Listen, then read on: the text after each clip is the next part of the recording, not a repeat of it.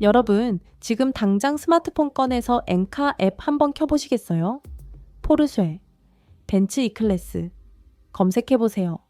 아마 눈을 의심하실 겁니다. 불과 2년 전만 해도 지금 계약하시면 대기 1년이에요. 라며 콧대 높던 그 차들이요. 지금은 처참하게 나뒹굴고 있습니다. 금매, 가격, 포기, 제발 리스 승계해주세요.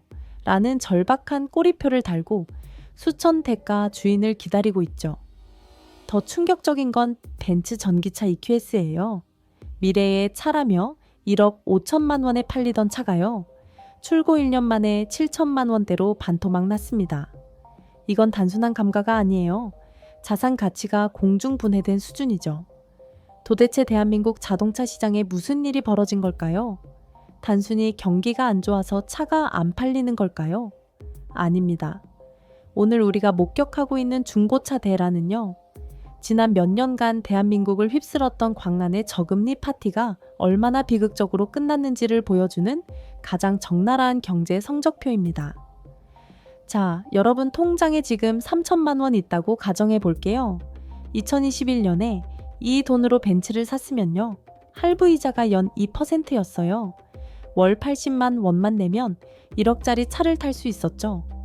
그런데 지금 그 차를 팔려고 내놓으면요. 5천만 원도 안 받아줍니다.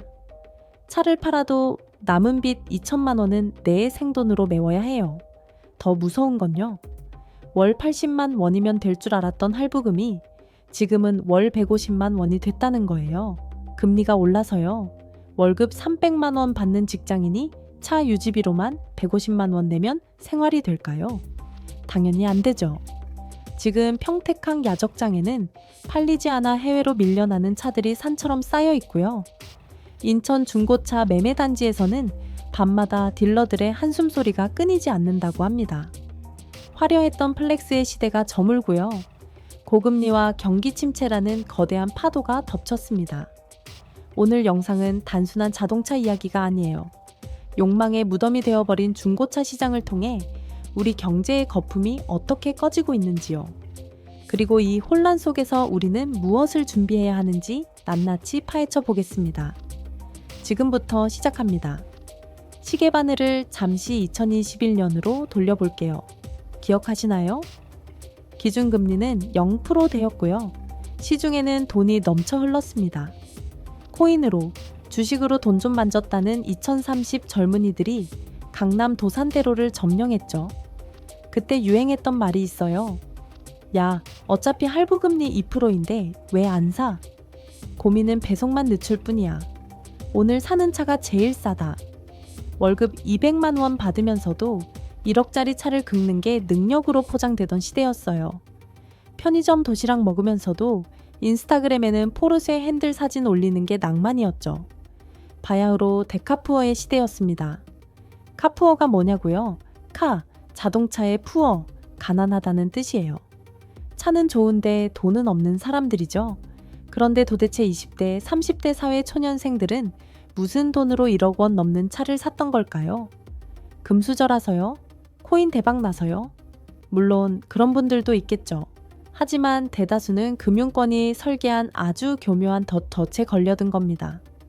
그 덫의 이름은 바로 유해할부입니다. 이름은 그럴싸해 보이지만요. 실상은 악마의 계약이나 다름없어요. 작동 방식을 설명해 드릴게요. 1억짜리 벤츠를 산다고 칩시다. 정상적인 할부라면 월 200만 원, 300만 원 내야 해요. 평범한 직장인은 엄두도 못 내죠. 그런데 딜러가 솔깃한 제안을 합니다.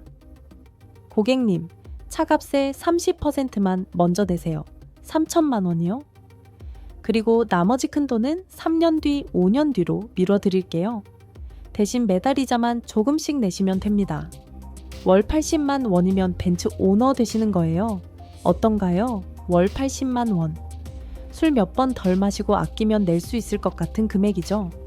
이 숫자의 마법에 수많은 청춘이 홀렸습니다. 그럼 3년 뒤에 큰 돈 갚아야 하잖아요? 라고 물으면요. 딜러들은 이렇게 안심시켰어요. 에이, 걱정 마세요. 수입차는 감가가 적어요. 3년 타다가 차 팔면 그 돈으로 모고원금 갚고도 돈이 남아요. 그 돈으로 신형으로 또 갈아타시면 됩니다. 님은 평생 새 차만 타시는 거예요. 들어보니 괜찮은 것 같죠? 그런데 여기에 숨겨진 함정이 있어요. 이 논리는요, 저금리와 중고차 가격 상승이라는 두 가지 조건이 계속될 때만 가능한 가정이었습니다. 마치 집값은 절대 안 떨어진다는 믿음처럼요. 하지만 우리는 알고 있습니다. 경제학에서 영원한 상승이란 없다는 것을요. 2024년 드디어 그 가정이 산산조각 났습니다. 모든 것을 무너뜨린 첫 번째 도미노는 바로 기준 금리 인상이에요. 2021년에 2%에서 3%였던 자동차 할부 금리가요, 순식간에 7%, 10%로 뛰었어요. 심지어 신용도가 낮은 경우 14%까지 치솟았습니다. 이게 얼마나 무서운 일이냐고요? 예를 들어볼게요. 억짜리 차를 월 80만 원씩 내고 있었던 민수 씨가 있어요. 그런데 어느 날 갑자기 고지서가 날아왔어요. 월 150만 원 내라고요. 변동 금리로 리스 계약을 했거든요. 금리가 오르니까 할부금도 같이 오른 거예요. 월급은 300만 원 그대로인데 차 유지비로만 150만 원이 나가요. 거기다 주차비, 보험료, 기름값까지 합치면 200만 원이에요. 생활이 될까요? 당연히 안 됩니다. 결국 민수 씨는 차를 팔아서 빚을 갚자고 결심해요. 중고차 시장에 차를 내놓습니다. 그런데 여기서 두 번째 비극이 발생해요. 딜러들이 호언장담했던 중고차 가격 방어가 완전히 무너져 버린 겁니다. 생각해보세요. 금리가 올라서 다들 허리띠를 졸라매는데요. 누가 이자 비싼 중고 수입차를 사려고 하겠어요? 사는 사람은 없는데 파는 사람만 넘쳐나는 상황이에요. 경제학의 기본 원리죠. 공급 과잉은 가격 폭락을 부릅니다. 민수 씨가 1억 주고 산 차요. 3년 뒤에 7천만 원은 받을 줄 알았는데요. 막상 가보니 5천만 원도 힘들대요. 차를 팔아도 남은 빚 2천만 원을 내 생돈으로 메워야 하는 상황이에요. 이걸 깡통차라고 부릅니다. 왜 깡통이냐고요?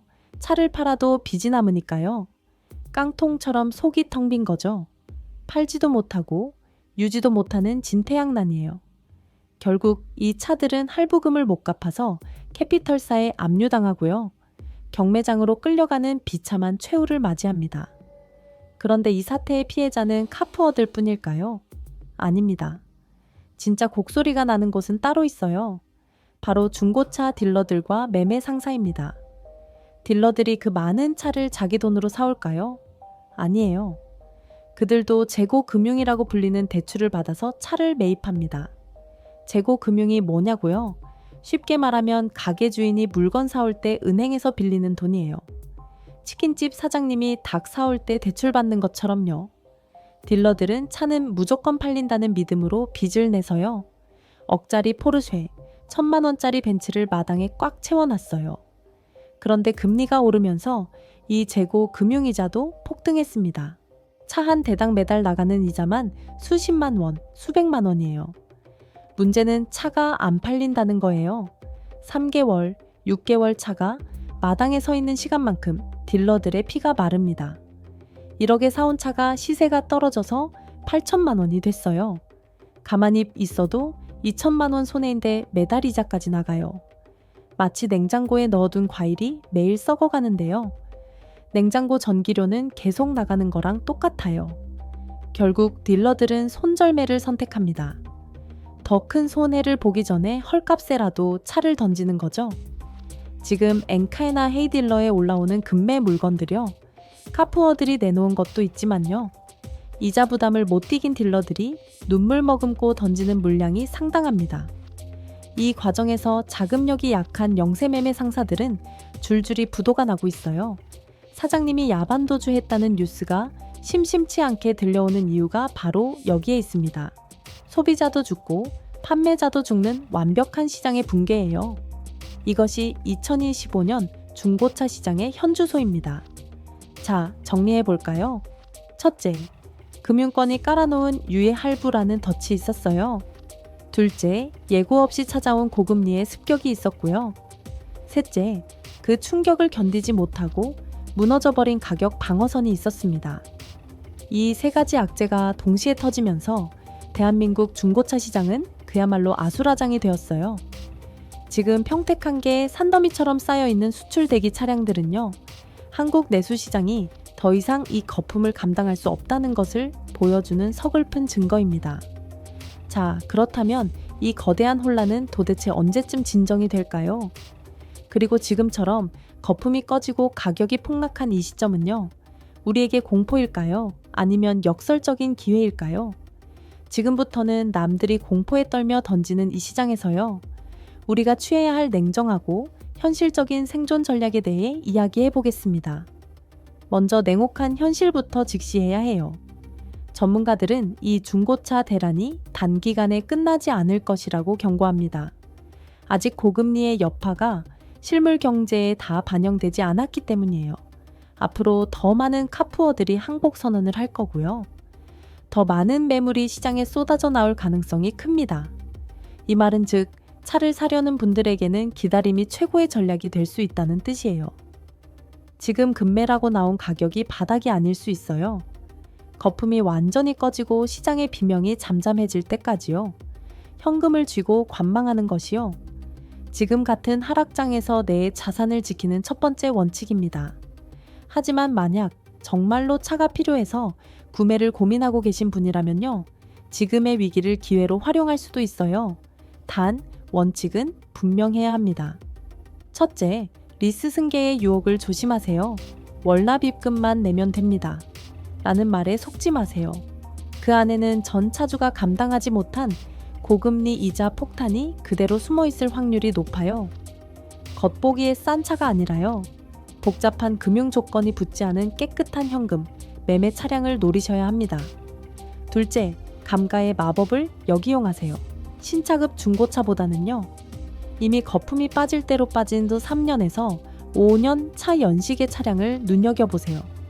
남들이 새 차 냄새와 새 차 느낌을 위해 수천만 원의 감가비를 지불할 때요, 우리는 그들이 버린 가격표를 주워 담아서 실속을 챙기면 됩니다. 3년차 벤츠와 신차 벤츠의 성능 차이가 뭐가 있을까요? 거의 없어요. 하지만 가격 차이는 3천만 원이 날 수 있어요. 셋째, 현금 협상력을 활용하세요. 지금 딜러들은 현금이 목말라요. 이자 때문에요. 현금으로 오늘 가져갑니다. 라는 한마디가요, 500만 원, 1000만 원 깎을 수 있는 마법의 주문이 될 수 있어요. 넷째, 유지비를 계산하세요. 차값만 보지 마세요. 보험료, 자동차세, 주유비, 정비비까지 다 더해보세요. 월급의 30% 이상이 차에 들어가면요, 그건 카푸어 가는 지름길이에요. 민수 씨 같은 경우를 예로 들어볼게요. 연봉 4천만 원이면 월 실수령액이 약 280만 원 정도예요. 여기서 30%면 84만 원이에요. 차량 할부금, 보험료, 주유비 합쳐서 이 금액을 넘기면 안 돼요. 하지만 여러분, 오늘 영상의 진짜 결론은 어떤 차를 싸게 살까가 아니에요. 그것보다 훨씬 더 중요한 부의 본질에 대한 이야기예요. 우리는 지난 몇 년간 보여주기 위한 삶에 너무 많은 비용을 지불해왔어요.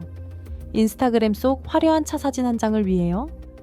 미래의 소득을 저당 잡히고 빚을 내서 사치품을 소비하는 것을 능력이라고 착각했죠. 지금 평택에 쌓여있는 저 반값 포르쉐들은요, 그런 허영심이 남긴 초라한 성적표일 뿐입니다. 기억하세요. 자동차는 굴러가는 순간부터 가치가 떨어지는 소비재일 뿐이에요. 반면 진짜 부자들은 시간이 지날수록 가치가 오르는 자산에 집중합니다. 금리가 오르고 거품이 꺼지는 이 시점, 진정한 승자는 누구일까요? 무리해서 벤츠키를 쥔 사람이 아니에요. 그 돈을 아껴서 내실을 다지고요, 남들이 던지는 우량한 자산을 헐값에 주워 담을 준비가 된 사람입니다. 화려했던 저금리 파티는 끝났어요. 음악은 멈췄고 조명은 꺼졌습니다. 이제는 겉보기에 번지르르한 껍데기가 아니라요, 거친 비바람이 몰아쳐도 나를 지켜줄 단단한 알맹이를 채워야 할 시간이에요. 남들의 시선이 아닌 나의 미래를 위한 소비. 그것이 바로 붕괴하는 중고차 시장이 우리에게 던지는 마지막 경고이자 교훈이 아닐까요? 자, 그럼 오늘 퇴근하고 집에 가면 딱 2가지만 하세요. 첫째, 만약 지금 차량 할부나 리스가 있으시다면요, 계약서를 꺼내서 금리 조건을 확인하세요. 변동금리인지 고정금리인지요? 변동금리라면 금리 상한선이 몇 프로인지 확인하고요. 필요하면 대환대출을 알아보세요. 둘째, 만약 차를 사려고 계획 중이시라면요. 지금 당장 사지 마세요. 최소 3개월에서 6개월은 시장을 관망하세요. 그리고 그 기간 동안 현금을 모으세요. 현금 협상력이 최고의 무기가 될 거예요. 이 두 가지만 오늘 실천하세요. 그럼 준비 끝이에요. 마지막으로 여러분께 한 가지 부탁을 드리고 싶어요. 혹시 최근 여러분이 살고 있는 동네의 중고차 매매, 단지 분위기는 어떤가요? 혹은 주변 지인들이 차를 팔려다가 혹은 사려다가 겪은 생생한 이야기들이 있으신가요? 뉴스는 통계를 말하지만 진짜 경제는 현장에 있어요. 여러분이 피부로 느낀 차 가격의 변화나 시장의 분위기를 댓글로 남겨주세요. 여러분의 소중한 경험 하나하나가 모이면요. 우리는 뉴스보다 더 빠르고 정확하게 시장의 흐름을 읽을 수 있습니다. 긴 시간 함께 고민해 주셔서 감사합니다. 오늘 영상이 거품이 꺼지는 이 혼란스러운 시기에 여러분의 자산을 지키는 작은 나침반이 되었기를 바라요. 앞으로도 자산 시장의 거품과 기회를 가장 먼저 포착하고 싶으시다면 구독과 좋아요가 큰 힘이 됩니다. 여러분의 현명한 선택을 응원합니다.